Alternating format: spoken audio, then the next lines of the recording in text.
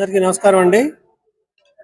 విడవలూరు మండలం రామతీర్థం గ్రామంలో శ్రీ కామాక్షి దేవి సమేత శ్రీ రామలింగేశ్వర స్వామి దేవస్థానం ఆధ్వర్యంలో 2వ తారీఖు నుంచి 5వ తారీఖు దాకా 9 రోజులు ఘనంగా స్వామివారి బ్రహ్మోత్సవాలు జరుగుతున్నాయి.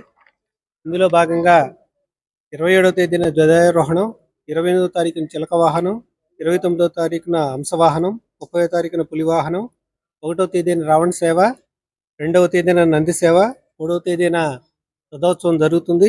అదేవిధంగా 4వ తేదీన కళ్యాణము, ఏనుగు వాహనము, 5వ తేదీన సముద్ర స్నానం, తెప్పోత్సవం ఘనంగా జరుగుతాయి.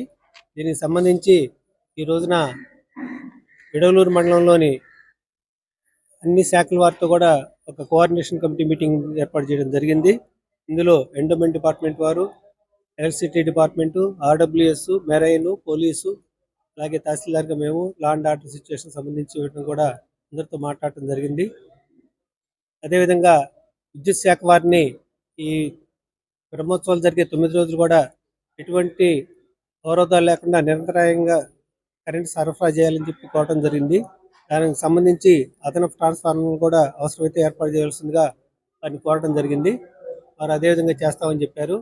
అట్లాగే ఆర్టీసీ వాళ్ళతో కూడా మాట్లాడి అదనపు బస్సు సౌకర్యాలను కూడా భక్తులు కల్పించడం కోసం జరిగింది.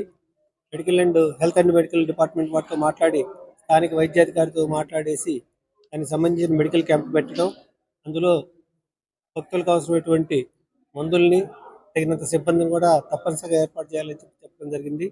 మెరైన్ డిపార్ట్మెంట్ వాళ్ళని సముద్ర తీర ప్రాంతంలో గస్తీ ఎక్కువగా చేయటం, స్త్రీలు ఎవరైతే ఉన్నారో వాళ్ళు స్నానం చేయడానికి ఎటువంటి ఇబ్బందులు లేకుండా బాత్రూమ్స్, అవి టెంపరీ బాత్రూమ్స్ ఏర్పాటు చేయటం, అదేవిధంగా గజ ఎత్తుగాళ్ళు ఏర్పాటు చేసేసి భక్తులు, చిన్నపిల్లలు ఏదైనా స్నానానికి వెళ్ళినప్పుడు లోపలికి వెళ్లకుండా వాళ్ళందరినీ నిరోధించి వాళ్ళకి అవగాహన కల్పించడం కోసం పెద్ద మొత్తంలో సిబ్బందిని కూడా ఏర్పాటు చేయాలని చెప్పేసి మెరైన్ డిపార్ట్మెంట్ వాళ్ళని కోరటం జరిగింది. అలాగే పోలీసు డిపార్ట్మెంట్ వారిని పర్టికులర్గా గుడి ఆవరణ లోపల కూడా ఒక ఏఎస్ఐ స్థాయి అధికారిని పెట్టేసేసి క్రౌడ్ కంట్రోల్, ఎక్కువగా భక్తులు ఎక్కువగా వస్తుంటారు కాబట్టి వాళ్ళందరినీ కాస్త కంట్రోల్లో ఉంచి అందరికీ సమాన స్థాయిలో దైవ దర్శనం అందించడం కోసం ఒక ఏఎస్ఐ స్థాయి అధికారిని, అలాగే ఎక్కువ మంది సిబ్బందిని గుడి ఆవరణలో కూడా పెట్టేసేసి భక్తులకు ఎటువంటి అసౌకర్యం కలగకుండా వాళ్ళు చేయాల్సిందిగా పోలీస్ డిపార్ట్మెంట్ వాళ్ళని కూడా కోరటం జరిగింది.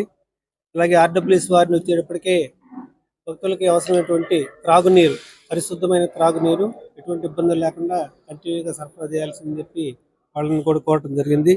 పంచాయతీ డిపార్ట్మెంట్ వాళ్ళని శానిటేషన్ ఏదైతే ఉన్నాయో ఇటువంటి టెంపరీ టాయిలెట్స్ తయారు చేయటం, దాంట్లో డ్రింకింగ్ దానికి వాటర్ యూజ్ చేయటం, రోడ్డు పక్కన బ్లీచింగ్ చల్లేసేసి భక్తులకు అసౌకర్యం కలగకుండా పంచాయతీ వారిని, సచివాలయ సిబ్బంది కూడా వాళ్ళందరూ కూడా చేయడం జరిగింది.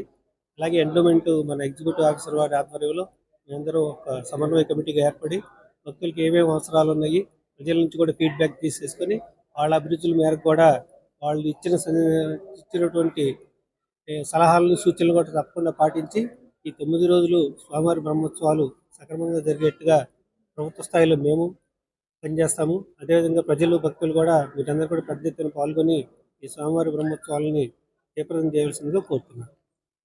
Please subscribe my channel. Please subscribe my channel.